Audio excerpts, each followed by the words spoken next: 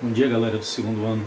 Olha eu aqui mais uma vez para dar continuidade ao nosso conteúdo de literatura e hoje venho a vos apresentar o pré-modernismo, certo? O que foi esse pré-modernismo?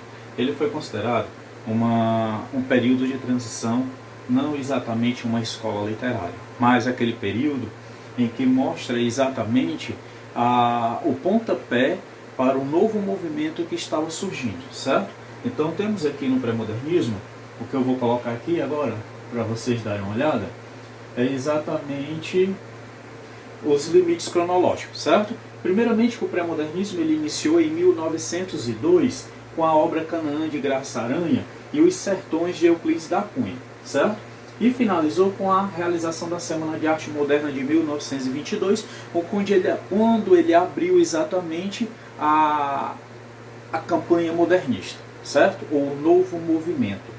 Depois, dentro desse mesmo conteúdo, desses limites cronológicos do início até o final, o que nós tivemos de contexto histórico nesse período pré-modernista? Tivemos a Belle Époque brasileira, que é o mundo cor-de-rosa, consumista de coisas importantes e da última moda em Paris. Tivemos também o fim da Primeira Guerra Mundial, tivemos a República Velha, tivemos a Revolução de Canudos, retratada por Euclides da Cunha, ok? Tivemos o cangaço, né? O famoso Lampião.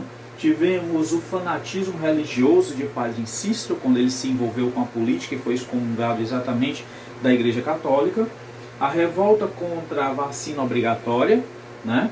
A revolta da Chibata, que teve a ver com foi dois movimentos bem próximos relacionados à vacina obrigatória e a Revolução dos Marinheiros, né? Tivemos as greves operárias e a Guerra do Contestado, ok? Então, todo esse período, ele ajudou a fortalecer um pouco o quê? A nossa realidade, buscar em si o que era que os brasileiros estavam precisando trabalhar para que esse novo movimento, ele vingasse e não fosse igual aos outros, que praticamente pararam no tempo, né? Nessa questão aqui, ó, temos os traços marcantes. Primeiro, apesar de apresentarem alguns traços conservadores ainda, né, são obras inovadoras, apresentando uma ruptura com o passado. Acabou o período academicista, certo? Onde tinha que seguir o que a Academia Brasileira de Letras queria. Aqui não, ficou livre para o poeta, o autor, escrever o que ele quisesse. E nós temos aqui também a denúncia da realidade brasileira, o inconformismo. O brasileiro passou a ficar inconformado com a situação em que o país estava passando. E com isso os autores começaram a falar pelo povo. E isso fazendo críticas em cima de suas obras. Tá?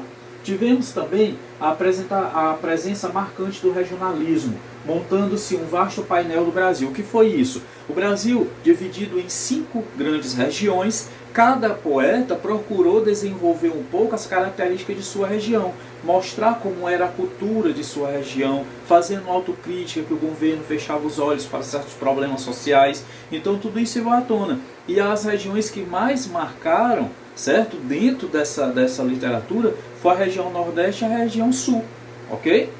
Temos também a atenção para os tipos humanos marginalizados, como o sertanejo nordestino, certo? O caipora, os funcionários públicos, os mulatos, interesse pelos usos e costumes do interior.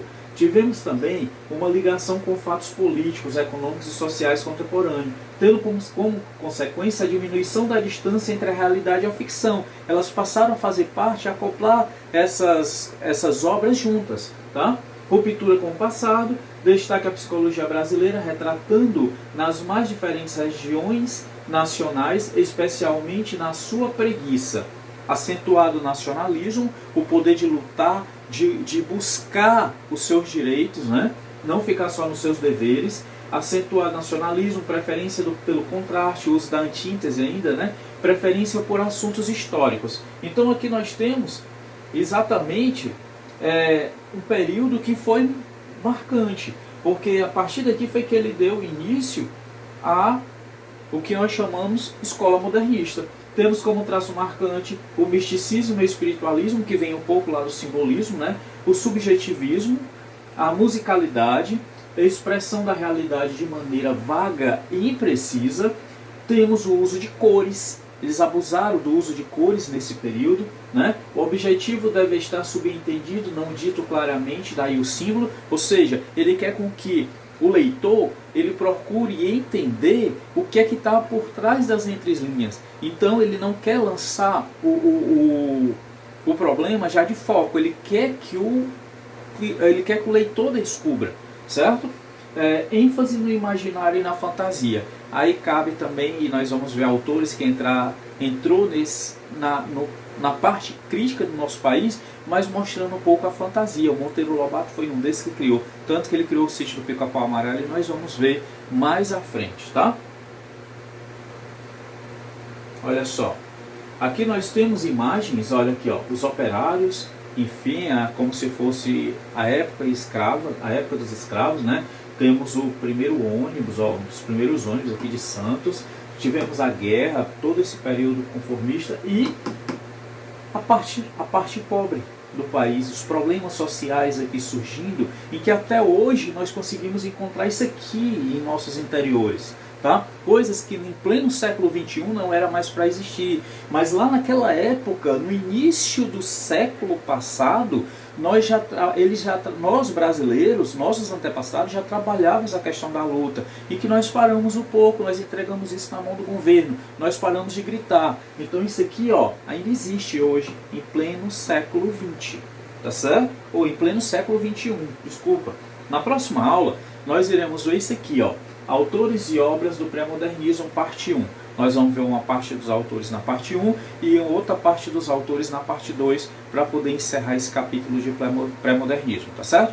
Então, deixo meu abraço, espero ter explicado algo útil para vocês resolverem essas atividades, tá bom? Fiquem com Deus e até o nosso próximo encontro. Tchau!